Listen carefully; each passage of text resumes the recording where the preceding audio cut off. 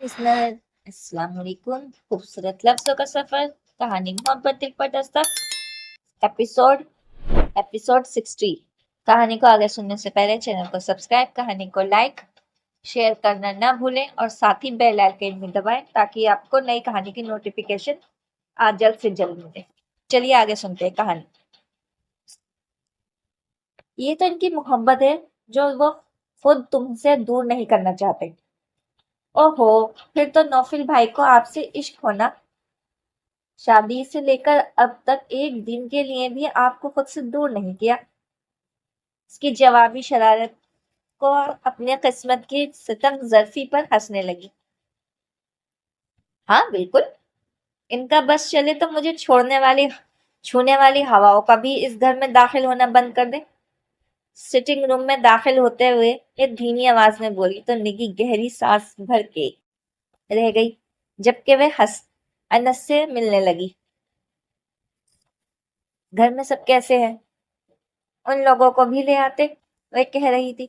साले बेगम को तीन हकीकत इस बात का इदराक हुआ कि वह अपने घर के पुरसुकून और मिसाली माहौल में खोकर इस बात को नजरअंदाज किए हुए थी कि अनस के मुकाबिल में नौफिल अपनी ससुराल कितनी बार गया था।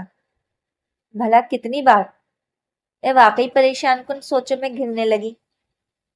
तुम क्या ईद का चांद हो गई हो कि सब तुम्हें देखने के लिए आए? अनस ने मुस्कुराते हुए कहा तो सबा कि कुछ बोलने से पहले ही नौफिल ने सारा इल्जाम गोया इसी पर रखते हुए को बरीउल जामा कर लिया।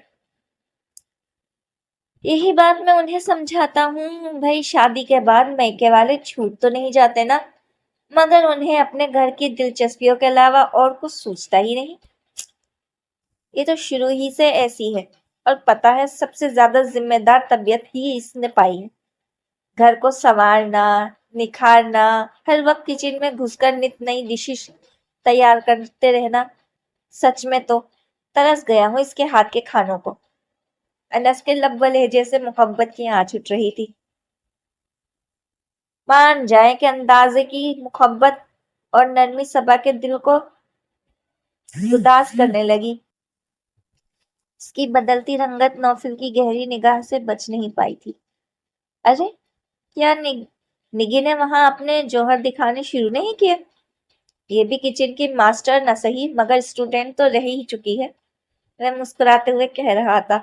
निगी एहतिजाजन सालेह बेगम से इसकी शिकायत करने लगी। देख रही हैं अम्मी, ये मेरे मियाँ के सामने मेरी तारीफें करने की बजाय मेरा मजाक उड़ा रहे हैं। डोंट वेरी निगी, तुम्हारे कमलात की उड़ती उड़ती बल्कि गिरती पड़ती खबरें शादी से पहले ही सुन चुका हूँ। अनस ने भी नौफिल की शरारत को आगे बढ़ाया तो वह इन दोनों से उलझने लगी। सालेह बेगम इनकी बातों से लुत्फ अंदोज होती पुरशफकत निगाहों से उन्हें देख रही थी। सबा खाने का इंतजाम देखने के लिए किचन में आ गई, जहां नूरी इसके इंतजार में खड़ी थी। नूरी के हाथ कोल्ड ड्रिंक्स भिजवा कर वे जल्दी जल्दी टेबल लगाने लगी। पहले ही अनस और निगी के देर से आने की वजह से खाने का टाइम हो चुका था। दूसरा उसे सालेह बेगम का भी एहसास था, वह भूख बर्दाश्त नहीं कर सकती थी और यूं भी उन्हें मेडिसिन लेना होती थी, इसलिए सबा ने हस्बे साबिक जल्दी टेबल लगा दी। नूरी भी आकर इसकी हिदायत की रोशनी में इसका हाथ बटाने लगी। वह अंदर गई तो सबको कोल्ड ड्रिंक से फारिग हो चुके थे। चले भाई, खाना लग चुका है, इसने मुस्कुराते हुए ऐलान किया तो अनस हैरान हुआ। इतनी जल्दी? बैठो यार, थोड़ी देर बातें कर तो ले। जी नहीं, पहले ही आप लोग इतनी देर कर चुके हैं, मम्मा को तो मेडिसिन का भी टाइम हो रहा है। बात खाने के बाद भी हो जाएंगी, वह सालेह बेगम की व्हील चेयर की पुश्त पर हाथ रखते हुए बशाशत भरे लहजे में कह रही थी। अम्मी बहुत लकी हैं, इतना ख्याल तो शायद मैंने भी कभी नहीं रखा था इनका। निगी हकीकतन सबा की तारीफ कर रही थी। सालेह बेगम की जुबानी इसकी अखलाक की तारीफें तो वे वैसे भी सुनती रही रहती थी, मगर इसकी तरफ उठने वाली नौफिल की निगाह में बहुत काट थी। उसे सबा का हर अमल ढोंग के सिवा कुछ नहीं लगता था। یہ بھی ساس کو قابو میں کرنے کا ایک حربہ ہے، یعنی ہیڈ آف دی ڈپارٹمنٹ۔ اب سوچ لو بدلے میں انہیں کتنا فائدہ ہوگا۔ اس کا اندازہ بہت سادہ اور لہجہ مسکراہٹ لیے ہوئے تھا۔ سب نے ہنس کر سنا، مگر صبا کے دل میں تیر سا گڑ گیا۔ اتنے دنوں میں وہ نوفل کے لب و لہجے کے اتار چڑھاؤ سے بہت اچھی طرح واقف ہو گئی۔ بے اختیاری سنجیدگی سے بولی، میں رشتوں کو ان کے مقام کے مطابق عزت دیتی اور نبھاتی ہوں۔ لوگوں کی طرح رشتوں سے فائدے اٹھانا میری سرشست میں شامل نہیں ہے۔ نوفل کی اس کی طرف اٹھنے والی نگاہ بہت بے ساختہ اور سرد تھی۔ تنظر کرنا بہت آسان، مگر اس کا جواب اپنی ذات پر سہنا بہت مشکل ہوتا ہے، اور نوفل احمد تو ہمیشہ سے اپنی ذات کو سینت کر رکھنے کا عادی رہا تھا۔ کسی سے کبھی ایسے روابطہ رہے کہا تھا کہ اس طرح کے جملے بازی سہتا۔ اسی وجہ سے صبا کا بھرپور تنظر اسے بہت شدت سے محسوس ہوا۔ دوسری طرف صبا کو اس کی سمٹی مسکراہٹ نے بہت سکون دیا تھا۔ کھانے کے بعد چائے کا دور چلا تھا۔ سبھی کھانے کی تعریف کر رہے تھے سوائے نوفل کے۔ کیسے ممکن تھا کہ نگی چونک جاتی؟ بھائی آپ بھی تھوڑی تعریف کر دیں۔ سبھی ڈشز آپ کی پسند کی تھی۔ میں اپنی سوچوں سے چونکا تھا، پھر قصدن مسکرا کر بولا، میرے لیے تو گھر کی مرغی دال برابر ہے۔ بالکل غلط، صبا کے ہاتھ کی بنی تو دال بھی مرغی برابر ہوتی ہے۔ نگی نے کھلے دل سے تعریف کی تھی۔ جنہیں خود کچھ نہ آتا ہو، ان کے لیے کچھ نہ ہونے سے کچھ ہونا بہتر بلکہ بہترین ہوتا ہے۔ انس نے مسکراہٹ دباتے ہوئے کہا تو صبا فوراً اسے ٹوک دیا۔ انس بھائی، یہی جملہ موعد بھائی کے مقابلے میں ابو آپ کے لیے بولا کرتے تھے، یاد ہے نا؟ اس کی بات سن کر منہ بسوٹی نگی ہنسنے لگی تھی، جبکہ انس نے صبا کو گھور کر دیکھا، جواباً مسکرا رہی تھی۔ بھائی اب گھر کا بھیدی تو لنکار ڈھائے۔ صالح بیگم نے ہنستے ہوئے انس کی سائڈ لی تھی۔ پھپھو اور ادنیا دکھائی نہیں دی۔ انیکسی کا دروازہ بھی بند تھا۔ نگی کو دفتن یاد آیا تھا۔ وہ جب بھی ہی کی طرف گئی ہوئی ہیں، 1-2 روز رکنے کا ارادہ تھا ان کا۔ صالح بیگم نے بتایا، حبیبہ رضیہ بیگم کی ننند تھی۔ خیریت تھی نا؟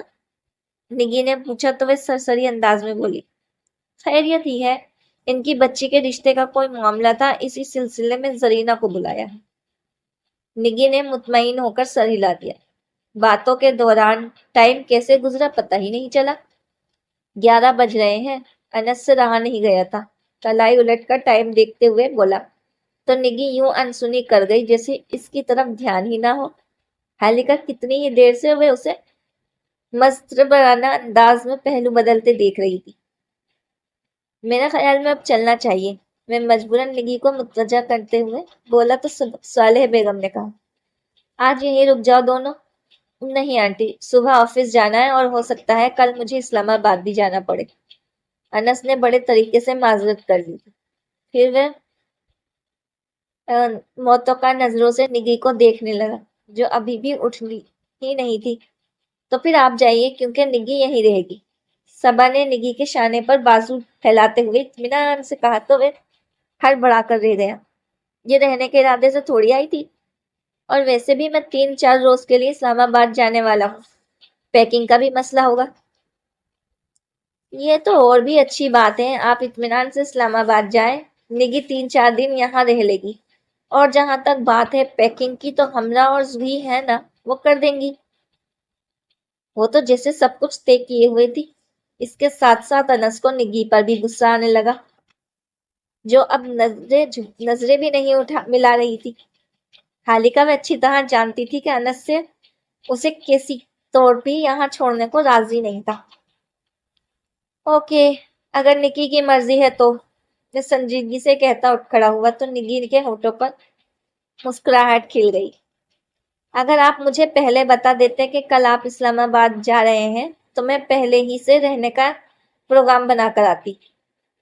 गाड़ी में तुमसे बात हुई तो थी इस मामले पर, मैं याद दहानी करा रहा था, मगर निगी तो यूं भी यहीं रुकने की ख्वाहिशमंद थी, भोलेपन से बोली।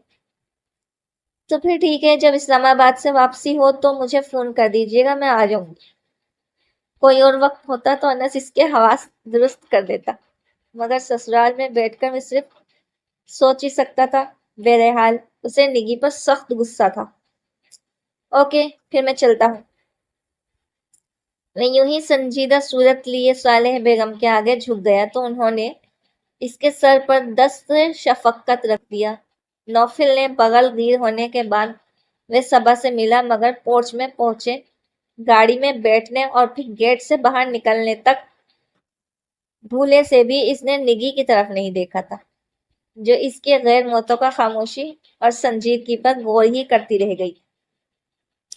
ये जूही किधर है? हमरा को किचन में चाय बनाते देखकर चची जान ने हैरत से पूछा, क्योंकि अभी कुछ देर पहले वह जूही को शाम की चाय बनाने का कहकर आई थी। वो अब जूही बीबी गायब थी। वो तो अपने कमरे में है, कह रही थी कि उन्हें अपनी वार्डरोब सेट करनी है, हमरा ने कहते हुए चाय दम पर रखी थी। वह सर हिलाकर जूही के कमरे की तरफ बढ़ गई और हस्बे तौक़े उसे बिस्तर पर दराज पाकर उन्हें सख्त गुस्सा आया। मैंने तुम्हें चाय बनाने का कहा था और तुम यहाँ आराम फरमा रही हो। मुझे कुछ काम करना था इसीलिए, वह खफूगी से कहती उठ बैठी। इनकी थ्योरी के बल और गहरे हो गए। एक चाय तो बनानी नहीं आ गई तुमसे, और कौन से काम निपटाने थे जो बिस्तर पर लेटकर निपटा रही हो? ओफ अम्मी, हमरा बना तो रही है चाय, वे उकताकर बोली तो उन्होंने तेज लहजे में कहा, हमरा तो बना ही लेगी। इससे पहले सबा ने उसे सलीके से सारा घर संभाला हुआ था। मुझे तो हसरत ही रह गई कि तुम भी कुछ संभाल लो। एक चाय बना लेने से क्या संवर जाएगा भला?